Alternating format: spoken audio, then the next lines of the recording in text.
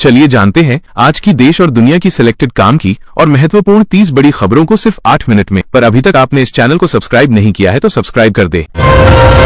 असम में पीएम मोदी का बयान। असम रैली में पीएम मोदी ने कहा कि भाजपा देश भर में लोगों की पहली पसंद बन चुकी है। मतदाता अब स्थिर सरकार, सुशासन और विकास चाहता है। उन्होंने दावा किया कि कांग्रेस बार बार मौके मिलने के बावजूद जनता की अपेक्षाएं पूरी नहीं कर पाई, इसलिए लोग उसे लगातार नकार रहे हैं। तमिलनाडु में थलापति फैक्टर। तमिलनाडु में अभिनेता थलापति विजय की राजनीति एंट्री से समीकरण बदलते दिख रहे हैं। कांग्रेस ने डीएमके से 40 सीटों की मांग की है। गठबंधन टूटने की स्थिति में वोटों का बंटवारा होगा, जिससे बीजेपी को अप्रत्यक्ष फायदा मिल सकता है और दक्षिण में उसकी सीटें बढ़ सकती हैं। प्रेगनेंसी में पैरासिटामोल। एक्सप्लेनर। डोनाल्ड ट्रंप के बयान के बाद सवाल उठा कि गर्भावस्था में पैरासिटामोल सुरक्षित है या नहीं। वैज्ञानिक रिसर्च के मुताबिक सीमित मात्रा में डॉक्टर की सलाह से लिया गया पैरासिटामोल सुरक्षित माना जाता है। अब तक पुख्ता सबूत नहीं मिले कि इससे बच्चे में दिमागी बीमारी का सीधा खतरा होता है। इंडिगो पर डीजीसीए का जुर्माना। डीजीसीए ने इंडिगो पर 22.20 करोड़ रुपए का जुर्माना लगाया। जांच में मेंटेनेंस की कमी, crew planning fail, schedule management और ऑपरेशनल लापरवाही सामने आई। दिसंबर में 2500 उड़ानें रद्द होने से यात्रियों को भारी परेशानी हुई, जिस पर नियामक सख्त AR रहमान कंगना विवाद। AR रहमान ने कहा कि उनके इरादों को गलत समझा गया। पहले उन्होंने सांप्रदायिक कारणों से काम न मिलने की बात कही थी। इस पर कंगना रनौत ने पलटवार करते हुए कहा कि रहमान नफरत में अंधे हो चुके हैं। बयानबाजी से फिल्म इंडस्ट्री में बहस तेज हो गई। गोविंदा सुनीता बयान। गोविंदा के कथित अफेयर पर पत्नी सुनीता ने तीखा बयान दिया। उन्होंने कहा कि कुछ स्ट्रगलिंग एक्ट्रेस शुगर डैडी ढूंढती हैं और शादीशुदा मर्दों को फंसाती हैं। सुनीता ने साफ किया कि अगर ठोस सबूत मिले तो वो माफ नहीं करेंगी।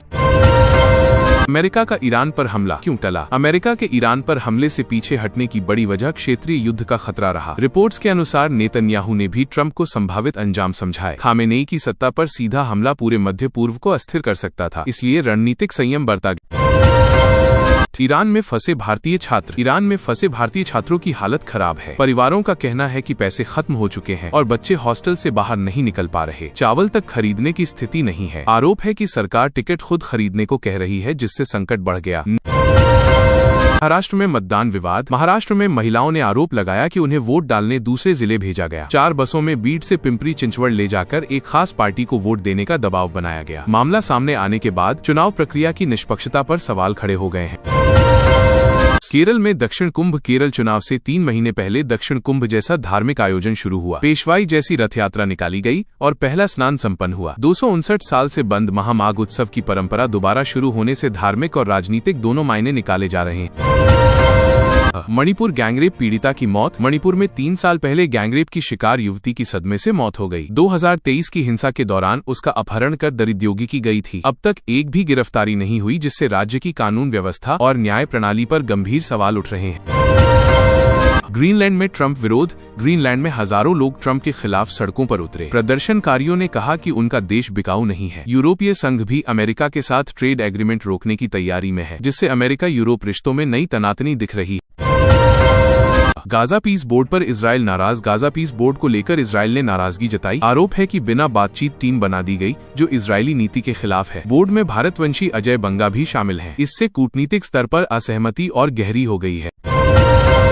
छत्तीसगढ़ में अवैध मतांतरण। छत्तीसगढ़ में अवैध मतांतरण का बड़ा नेटवर्क सामने आया। जांच में पता चला कि डेविड चाको 4 वर्षों से योजना बनाकर कई जिलों में सक्रिय था। संगठित तरीके से धर्मांतरण कराया जा रहा था, जिससे सामाजिक तनाव बढ़ने की आशंका जताई जा रही है। यूपी मतांतरण गिरोह पर कार्रवाई। उत्तर प्रदेश में मतांतरण गिरोह के खिलाफ बड़ी कार्रवाई हुई। सरगना छांगुर के मुख्य सहयोगी को नागपुर से गिरफ्तार किया गया। जांच एजेंसियों का कहना है कि गिरोह का नेटवर्क कई राज्यों में फैला था और विदेशी फंडिंग के एंगल की भी जांच की जा रही।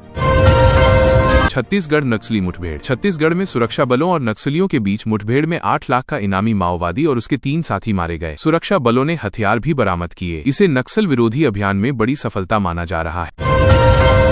नोएडा ऑफिस में आग। नोएडा सेक्टर 63 की एक ऑफिस बिल्डिंग में भीषण आग लग गई। प्रारंभिक जांच में शॉर्ट सर्किट को हादसे की वजह बताया गया है। दमकल की कई गाड़ियों ने आग पर काबू पाया। गनीमत रही कि समय रहते लोगों को बाहर निकाल लिया। INDVS बैन U19 मामला अंडर-19 भारत बांग्लादेश मैच के बाद खिलाड़ियों के हाथ मिलाने का वीडियो वायरल हुआ। विवाद के बाद BCB ने सफाई देते हुए कहा कि खेल भावना बनी रही और किसी तरह का अनुशासनहीन आचरण नहीं हुआ। मामला शांत करने की कोशिश की गई। मणिकर्णिका घाट विवाद। वाराणसी के मणिकर्णिका घाट पर मंदिर तोड़े जाने के आरोपों से सियासत तेज हो गई। मायावती और अखिलेश यादव ने सरकार पर निशाना साधा। विपक्ष ने इसे आस्था से जुड़ा मुद्दा बताया, जबकि प्रशासन ने कार्रवाई को नियमों के तहत बताया। बीएमसी चुनाव पर उमर की प्रतिक्रिया। बीएमसी चुनाव में भाजपा की जीत पर सीएम उमर ने प्रतिक्रिया दी। उन्होंने कहा कि मुंबई वासियों की उम्मीदों पर खरा उतरना बड़ी जिम्मेदारी है। विकास, पारदर्शिता और नागरिक सुविधाओं में सुधार ही जनता के विश्वास को बनाए रख सकते हैं। बॉर्डर 2 वायरल शर्त। सोशल मीडिया पर यूजर ने शर्त रखी कि अगर सुनील शेट्टी कमेंट करे तो वो पत्नी के साथ बॉर्डर 2 देखने जाएगा। इस पर आहान शेट्टी ने मजाकिया अंदाज में पिता से कमेंट करने को कहा। मामला वायरल हो गया।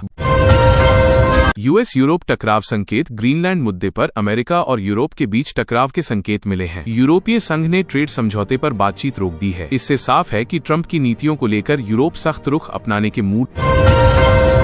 IND-VSNZ live. न्यूजीलैंड के खिलाफ सीरीज जीतने के इरादे से भारत मैदान में उतरा। बदोनी को डेब्यू का मौका मिलने की संभावना है। टीम संयोजन और युवा खिलाड़ियों के प्रदर्शन पर सबकी नजरें टिकी हैं। Mumbai airport digital arrest case. Mumbai airport पर 2 महिलाओं को गिरफ्तार किया गया। वे 58 करोड़ के डिजिटल अरेस्ट फ्रॉड मामले से जुड़ी थीं। पीड़ित को 2 करोड़ रुपए वापस मिले। पुलिस साइबर ठगी नेटवर्क की कड़ियां जोड़ने में जुटी। काजीरंगा को सौगात। पीएम मोदी काजीरंगा को बड़ी सौगात देंगे। एलिवेटेड कॉरिडोर का भूमि पूजन होगा, जिससे वन्यजीव संरक्षण और पर्यटन दोनों को फायदा मिलेगा। यह परियोजना ट्रैफिक और जानवरों की दुर्घटनाओं को कम करने में मदद करेगी। सुखोई -57 पर विचार। भारत रूस के सुखोई 57 फाइटर जेट पर विचार कर रहा है। 114 राफेल खरीद पर मुहर के बावजूद विकल्प खुले रखे गए हैं। रक्षा विशेषज्ञ इसे रणनीतिक लचीलापन और आत्मनिर्भरता की दिशा में अहम कदम मान रहे हैं। भारत इटली संबंध। इतालवी राजदूत ने कहा कि ईयू के साथ मुक्त व्यापार समझौता भारत इटली संबंधों को मजबूत करेगा। इससे निवेश, टेक्नोलॉजी और रोजगार के अवसर बढ़ेंगे। दोनों देश रणनीतिक साझेदारी को नई ऊंचाई देने पर सहमत दिखे। उत्तर भारत मौसम। उत्तर भारत में घने कोहरे और शीतलहर से जनजीवन प्रभावित हुआ। 50 से अधिक ट्रेनें लेट रहीं। उड़ानों और सड़कों पर असर पड़ा। मौसम विभाग ने अगले कुछ दिनों तक ठंड जारी रहने की चेतावनी दी। मणिकर्णिका डिमोलिशन पर कांग्रेस। मणिकर्णिका घाट मुद्दे पर कांग्रेस ने प्रदर्शन किया। प्रदेश अध्यक्ष अजय राय ने सीएम योगी पर तीखा हमला बोला। कांग्रेस ने धार्मिक स्थलों की सुरक्षा का सवाल उठाते हुए सरकार से जवाब मांगा। पीएम मोदी का घुसपैठ पर हमला। पीएम मोदी ने घुसपैठ के मुद्दे पर तीखा बयान दिया। उन्होंने सीएम ममता बनर्जी को निर्दयी बताते हुए कहा कि घुसपैठियों के कारण सुरक्षा और संसाधनों पर दबाव बढ़ता है। बयान से राजनीतिक विवाद और गहरा गया। विश्व पुस्तक मेला दौरा। केंद्रीय गृह मंत्री और थलसेना अध्यक्ष ने विश्व पुस्तक मेला का दौरा किया। संसदीय विरासत और राष्ट्र निर्माण पर पुस्तकों की चर्चा हुई। इसे बौद्धिक संवाद और लोकतांत्रिक परंपराओं को मजबूत करने का प्रयास बताया गया।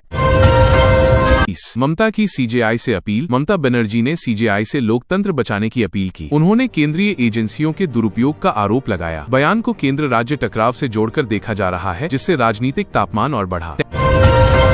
फ्लाइट में बम की सूचना। दिल्ली से बागडोगरा जा रही फ्लाइट में बम की सूचना से हड़कंप मच गया। विमान को लखनऊ एयरपोर्ट पर उतारा गया। जांच के बाद सूचना अफवाह निकली, लेकिन सुरक्षा एजेंसियों ने पूरी सतर्कता बरती। मौनी अमावस्या विवाद। मौनी अमावस्या पर संगम तट पर विवाद हुआ। स्वामी अविमुक्तेश्वरानंद के रथ को रोकने पर साधुओं से धक्का मुक्की हुई। प्रशासन ने व्यवस्था का हवाला दिया, जबकि संत समाज ने इसे अपमान बताया। 35